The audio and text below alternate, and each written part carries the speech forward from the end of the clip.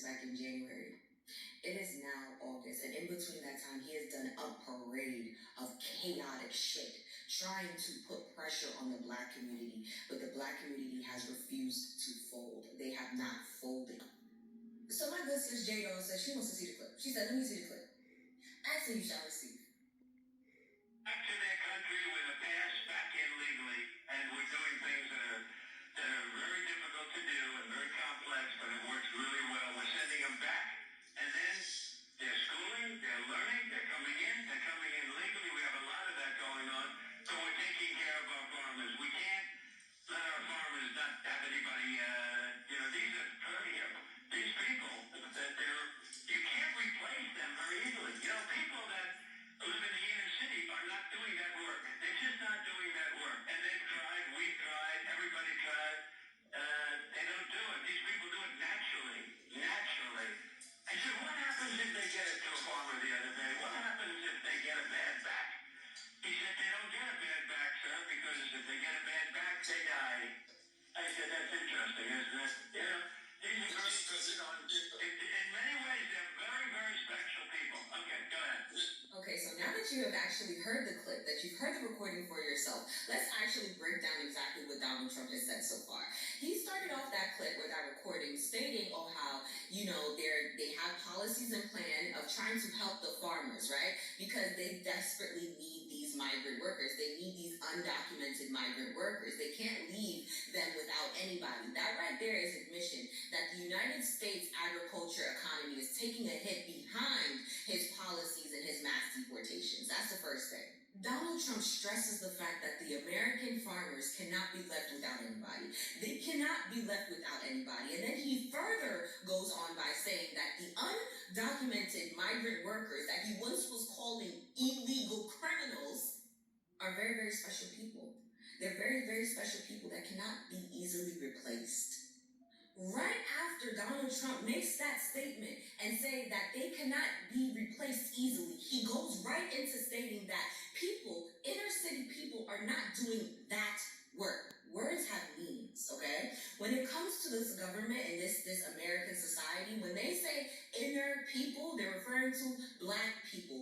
And when he said that kind of work, he's talking about field work. In addition to him stating that inner city people will not be doing that kind of work, he goes on by saying that I've tried, we've tried, everybody's tried. Do you know who everybody is? The American government, white supremacy. And do you want to know what their version of trying was? DEI eliminations.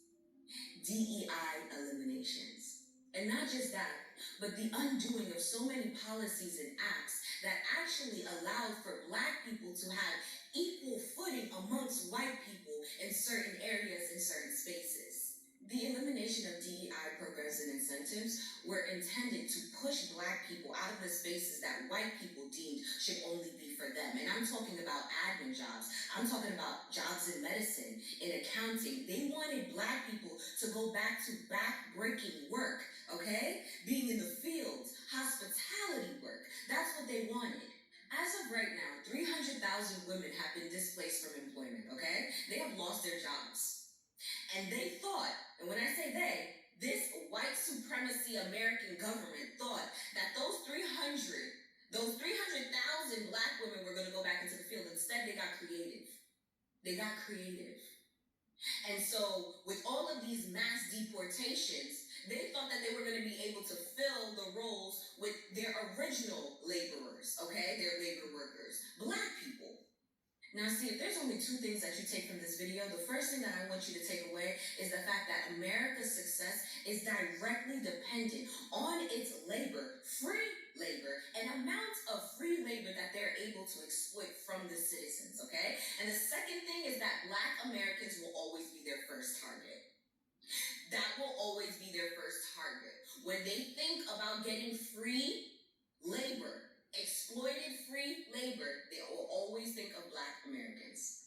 Do you understand the level of hatred, jealousy, animosity that you have to have, that this American Constitution has to have, to literally pick at one group of people forever, to the point where they are willing race of people to bow down, and they refuse. They refuse. You guys, America, had labor that you were already exploiting, but you were willing to get rid of them in mass deportations, all because you wanted to push Black people out of those offices. You wanted to push them out of those doctor coats and those labs. You wanted to push them out of those research trials. You wanted them to be in the field. So you got rid of the migrant workers that were here that you were already exploiting, because if that's one thing that America knows how to do is exploit some fucking labor. You already had it, but you got rid of them, hoping that you can force Black people back into those positions. And now because Black people said, let it all fucking burn. Let it all fucking burn. Before you come and get me, let it all burn. Now that Black people have actually said that and stood on that, you guys are realizing